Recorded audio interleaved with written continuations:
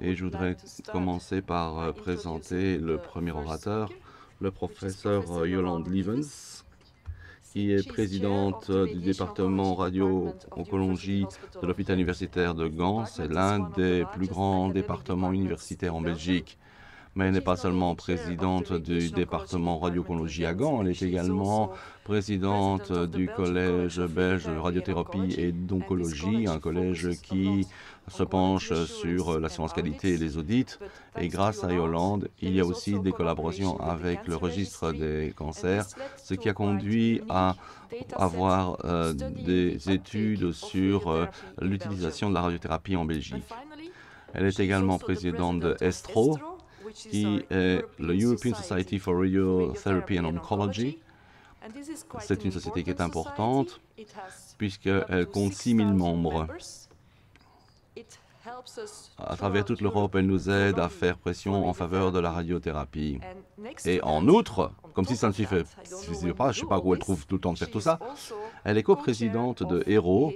Et HERO, c'est Health Economics in Radiation Oncology. Et donc, vous voyez que Yolande, au niveau européen, regarde également tout ce qui concerne les besoins et l'adaptation et la prise en charge radiothérapique en Europe. Et donc, voilà, je vous cède la parole pour nous parler de la radiothérapie en Belgique. Merci Karine pour cette présentation et merci également pour l'invitation. Je suis en effet très content d'être ici pour entamer cette réunion qui me paraît en effet très importante. Et je voudrais commencer cette réunion en vous donnant quelques données de radiothérapie belge, mais remises dans le contexte de la radiothérapie en Europe. Avant d'entamer cette réunion, il est important de revenir au but de la radiothérapie. À quoi nous nous employons tous en tant que radiothérapeutes, c'est d'améliorer la radiothérapie pour le patient atteint d'un cancer. C'est vraiment le patient qui est au cœur de notre travail au quotidien.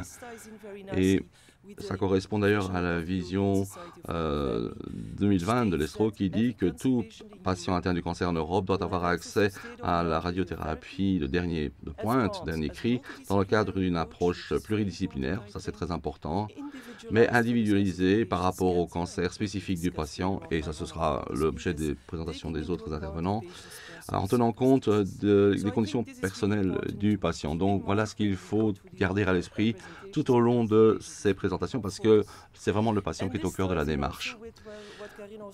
Alors, HERO, donc le Health Economics and Radiation Oncology, c'est un projet qui existe depuis 5-6 ans maintenant, qui vise à développer une base de connaissances de la disponibilité de la radiothérapie et de ses besoins, ainsi qu'un modèle de coûts avec une évaluation économique de la santé. En fait, nous avons travaillé sur la disponibilité de la radiothérapie, nous avons travaillé sur les besoins et nous espérons avoir un modèle de coût et avoir une évaluation économique de la santé très prochainement. Ce que je vais vous montrer dans mon exposé, ce sont les données des 2 premiers paquets de travail pour vous montrer où se situe la Belgique dans le contexte européen. Alors, où se trouve la Belgique? Qu'est-ce que la radio-oncologie en Belgique? Vous voyez que ici, un diapo que j'ai repris d'une brochure qui a été produite par le groupe de Liège, qui montrait la répartition et l'organisation de la radiothérapie en Belgique, où se trouvent les centres de radiothérapie et quelles étaient les améliorations prévues pour l'avenir. Alors, en fait, c'est un cliché à un temps T. En 2011, vous voyez que les principaux centres sont des triangles et les carrés, ça, ce sont des satellites, comme on les appelle. Et vous voyez qu'il y a des satellites qui sont très souvent proches de leur hôpital mère, mais il y en a d'autres qui se trouvent très très loin de leur maison mère. Donc, comme je l'ai dit, c'est un cliché intenté. En 2011, les choses ont évidemment évolué. Il y a quelques satellites qui sont ouverts, il y a quelques centres qui ont été fermés. Et si on essaye de prendre un peu de recul et qu'on compare la Belgique au Canada, alors évidemment, on voit qu'en Belgique, les distances sont très petites. En fait, en général, il n'y a pas plus de 30-40 km entre le satellite et l'hôpital mère. Si vous allez dans le sud, vous n'avez pas une grande disponibilité de la radiothérapie, mais la densité de la population est également moindre.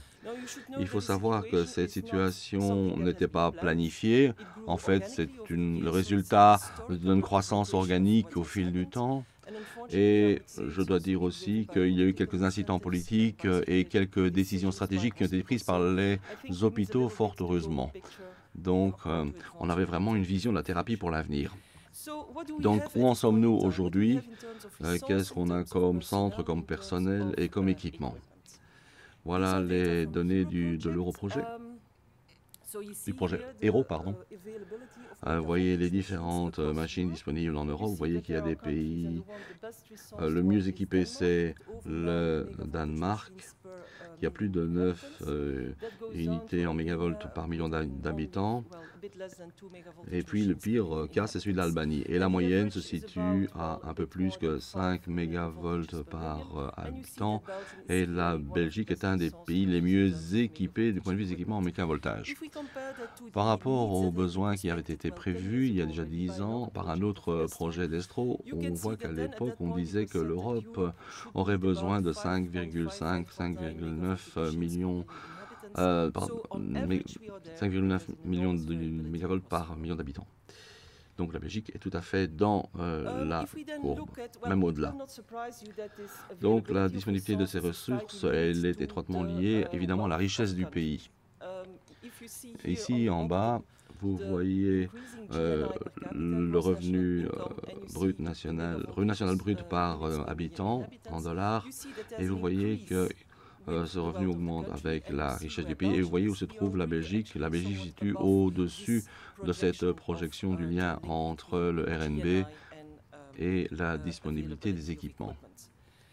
Si on considère ensuite les capacités des machines, les machines de pointe, là on a regardé notamment la radiothérapie conformationnelle avec modulation d'intensité.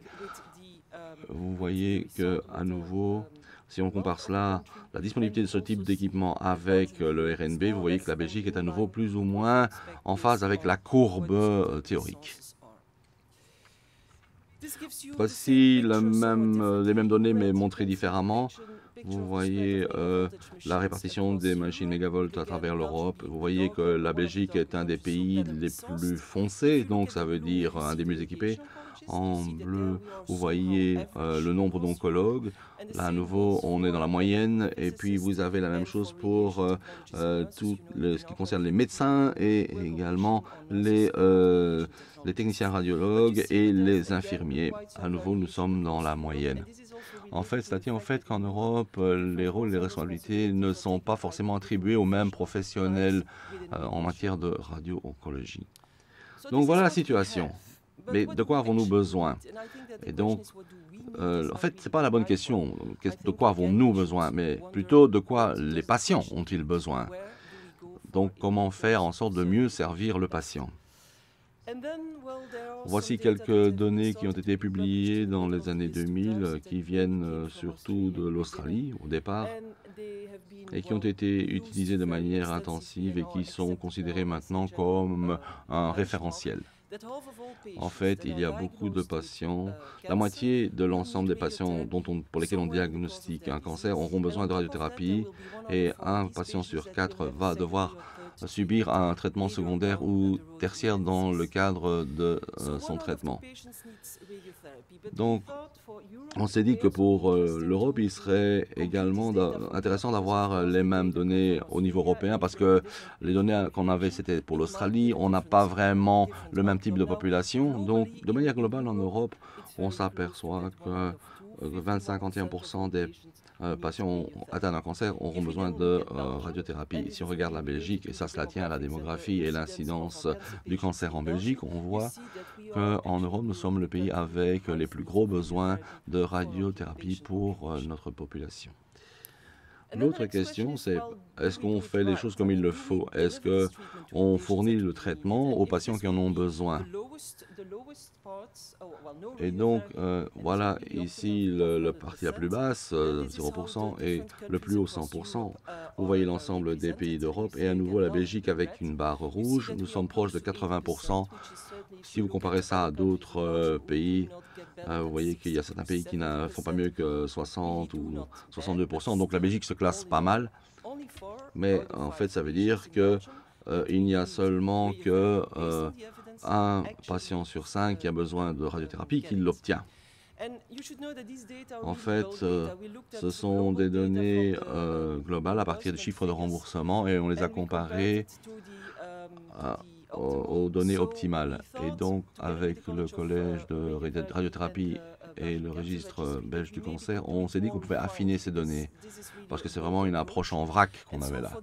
Donc, on a fait une autre étude où on a essayé de retracer chaque cas de cancer, chaque cas de traitement radiothérapie et cela a couvert la période 2009-2010 et on a fait le lien aux discussions pluridisciplinaires, et on a également considéré si la radiothérapie était effectivement fournie au travers des chiffres de remboursement et on l'a fait au cas par patient. Voilà l'ensemble des données. En noir, vous avez l'optimum, en rouge, le réel et en vert, le taux d'incertitude qui peut exister. Et vous voyez les différents types. Vous voyez qu'on fournit moins de radiothérapie que il serait normal de le faire d'après les données.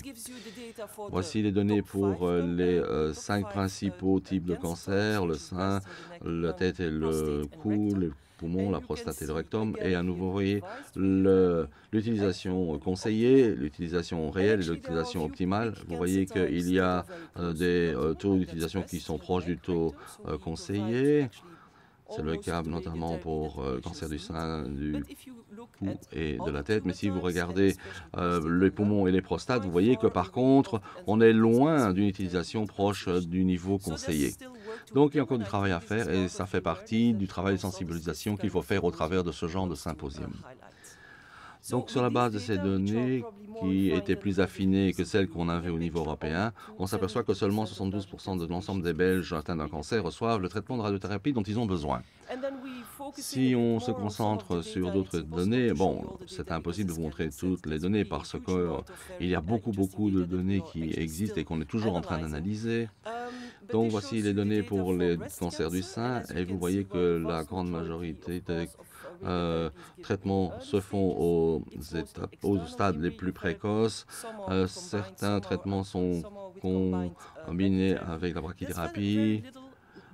D'autres, il n'y a que de la brachythérapie, donc finalement, il n'y a pas vraiment une prise en considération de cette dernière forme de traitement en Belgique. Et ici, ce sont des données qui viennent du registre belge du cancer qui vous montrent que l'utilisation optimale de la radiothérapie dans le cas du cancer des seins se situe entre 90 et 100% et la grande majorité des départements, des hôpitaux, parce que ce sont des données d'hospitalières que vous avez là, proposent ce traitement. Mais les hôpitaux qui ont une incidence de patients atteints du cancer moindre ne se conforment pas à ce type de traitement. La prochaine étape, c'est qu'est-ce que tout cela nous apprend par rapport à l'avenir. Donc, évidemment, il faut évoluer avec les besoins de radiothérapie. Voici une autre image, une autre carte de l'Europe qui vous montre qu'il y aura une augmentation d'1% des besoins de radiothérapie en Belgique d'ici 2025. À nouveau, la Belgique est dans la moyenne. On a calculé qu'environ 20% de traitements radiothérapie supplémentaires seraient nécessaires. Et si on traduit ça en traitement réel, ça veut dire qu'en 2025, on aura besoin de fournir 7000 traitements radiothérapiques supplémentaires. C'est beaucoup, ça veut dire qu'il faut commencer à réfléchir à la façon dont on va pouvoir répondre à cette demande supplémentaire. Alors évidemment, ça ne se répartit pas de manière égale sur l'ensemble des cancers. Si on tient compte des 5 principaux cancers, vous voyez qu'il y aura une une demande moindre pour le cancer du sein que pour le reste. Vous voyez que c'est surtout le rectum, la prostate et le cancer des poumons qui vont avoir une demande accrue plus importante. Donc, il ne suffit pas simplement de se dire que les choses vont se faire d'elles-mêmes sans qu'on ait à les préparer. Au contraire, il va falloir se retrousser les manches. Donc, il faut de bons plans de lutte contre le cancer, savoir où nous sommes aujourd'hui, où nous voulons aller, comment nous allons y parvenir. Il faut aussi discuter maintenant, dans les quelques minutes qui me restent, du coût de la radiothérapie en Belgique et des modalités de remboursement. Je ne vais pas vraiment trop rentrer dans le détail parce que je pense qu'on est vraiment dans le passé. Ça, ce sont les normes de la radiothérapie. Ça, c'est le cadre qui a été défini en 91 en Belgique, c'est-à-dire il y a 25 ans. Et vous verrez que dans les présentations des orateurs suivants, les choses ont beaucoup changé. Donc, et pour les remboursements des traitements de radiothérapie, on n'est pas mieux loti. En fait, ce sont à nouveau des chiffres qui remontent à 2001. Donc, il s'agit vraiment d'optimiser les choses pour avoir une situation réactualisée.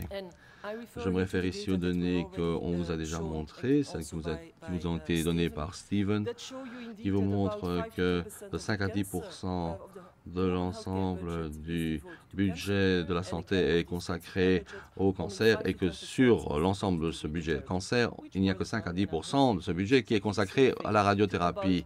Autrement dit, le budget de la radiothérapie ne représente que 1,5% de l'ensemble du budget des soins de santé. Le coût de la radiothérapie en Belgique, nous avons une excellente collaboration avec le Healthcare Knowledge Center et aussi avec le National Institute, enfin avec l'INAMI, pardon. Et donc, nous avons fait des calculs qui montrent qu'il faudrait faire les calculs sur 10 départements de radiothérapie belges et nous avons conclu qu'il fallait surtout évaluer le coût de la radiothérapie stéréotaxique corporelle. Et là, vous voyez les graphiques avec les couleurs qui vous montrent les différents types de traitements qui sont de complexité différente avec les remboursements actuels. Et vous avez également des techniques plus complexes qui sont plus chères, mais ce n'est pas forcément toujours le cas. Donc, voilà la base des remboursements provisoires pour donc la SBRT.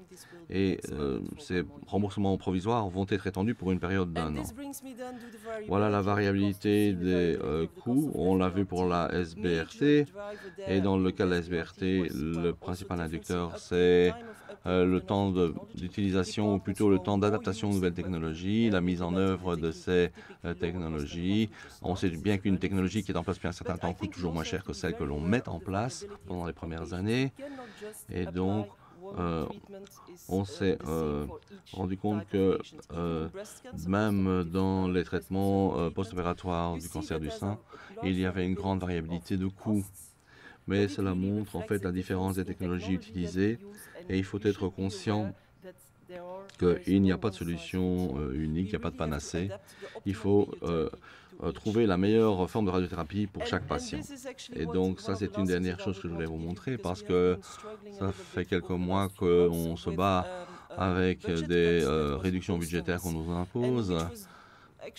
Et donc, on s'est rendu compte que le traitement du cancer du sein le moins cher est à peu près d'un coût de 3 000 €. Et donc, vous voyez que les coûts peuvent aller de 3 000 à 7 000 €. Alors, si on devait utiliser les choses ou les traitements tels qu'ils ont été définis en 2001, alors que ça ne correspond plus à la situation, on utiliserait des traitements à 3 000 €. Si on utilisait la technologie qui est actuellement recommandée, on devrait rembourser environ 4 000 €. Et soyons honnêtes, il y a également 25% qui viennent du budget de l'hôpital. Mais donc, l'idée, c'était de réduire les remboursements à 3 000 €. Alors, on a été assez choqués par cette décision parce que ce n'était pas notre objectif. On n'a pas tenu compte de l'évolution de la technologie. Cela n'a pas tenu compte non plus de la qualité, de la sécurité des traitements, des choses que l'on fait au quotidien. Cela ne tient pas non plus en considération l'approche individualisée que nous préconisons. Donc, si vous me demandez quelle est la marche à suivre pour l'avenir, eh bien, je dirais qu'il reste du pain sur la planche. En fait, il faut vraiment faire une cartographie de la radio-oncologie en Belgique et le faire dans le cadre d'un traitement pluridisciplinaire parce que la radiothérapie est toujours confrontée à un problème de manque d'approche interdisciplinaire. Il y a également nécessité de répondre aux besoins régionaux en matière d'oncologie, de radiothérapie oncologique en Belgique. Comme je vous l'ai dit, pour l'instant, les schémas que nous utilisons datent d'il y a 25 ans. Donc, il faudrait aussi faire en sorte que les traitements soient disponibles dans tous les services hospitaliers. Il faut penser peut-être à la mise en œuvre d'un système d'accréditation. Et dans les années à venir, il va également falloir optimiser le système de remboursement. Voilà, je voudrais maintenant remercier les différents groupes qui m'ont aidé à préparer cette présentation et je vous remercie de votre attention.